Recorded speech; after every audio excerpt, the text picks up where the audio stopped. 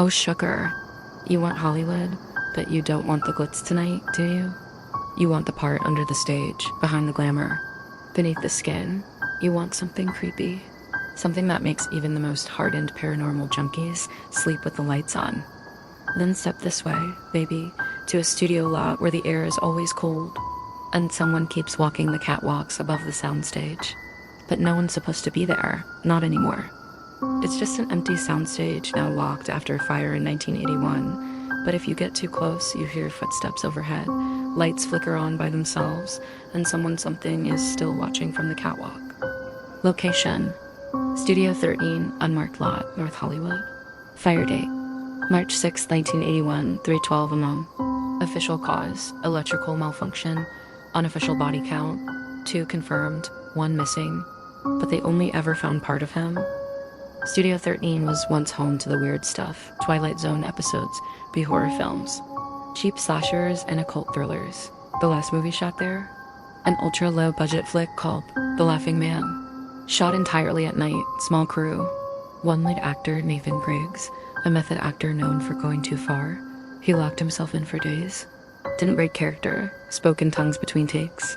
Refused to eat anything that wasn't raw meat. On the 5th night of filming, the security cameras glitched out. The crew said they heard screaming from the catwalk.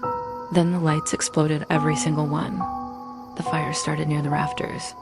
No one could explain how. Griggs was never found. Just his prop mask half melted, and something that looked like teeth embedded in the plastic. The studio was shut down. But strange things started happening to anyone who entered afterward. One producer returned to the space in '84. He described hearing film rolling, even though no equipment remained. He followed the sound, found an old reel, unmarked. He played it later that night. It showed footage of himself walking into the studio, but the camera angle was from the catwalk 20 feet up. He never went back. Janitors reported tools moving, lights flickering to match old cue sheets, a voice whispering action from the dark, and above it all, the laughter, thin, mechanical, like an old tape recording stuck on loop, but always changing pitch, like it's learning how to laugh from you. In 1999, 2 teenagers broke in. Urban explorers. They live-streamed part of their exploration. One of them stopped suddenly, pointed up, whispered, "He's still up there?" The stream cut out. They were found 2 hours later, hiding in a prop room, mouths duct taped shut from the inside.